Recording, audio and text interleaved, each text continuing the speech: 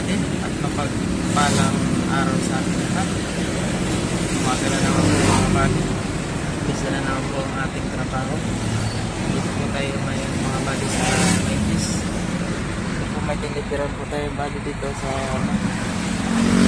Dito ng highway. Nagpo tayo lagi mga kabady sa daan kasi dito lagi na lang yung mga natin araw-araw. Wala lang po tayo mga kabady sa Panginoon. Lagi po tayo mga kabady pray sa Panginoon na ingatan tayo mga kabady sa ating mga araw-araw. Bigyan tayo ng malakas ang mga kabady. Huwag natin kalimutan kabady sa bawat ginagawa natin at bawat ginagawa natin sa buong araw at sa sulit na araw.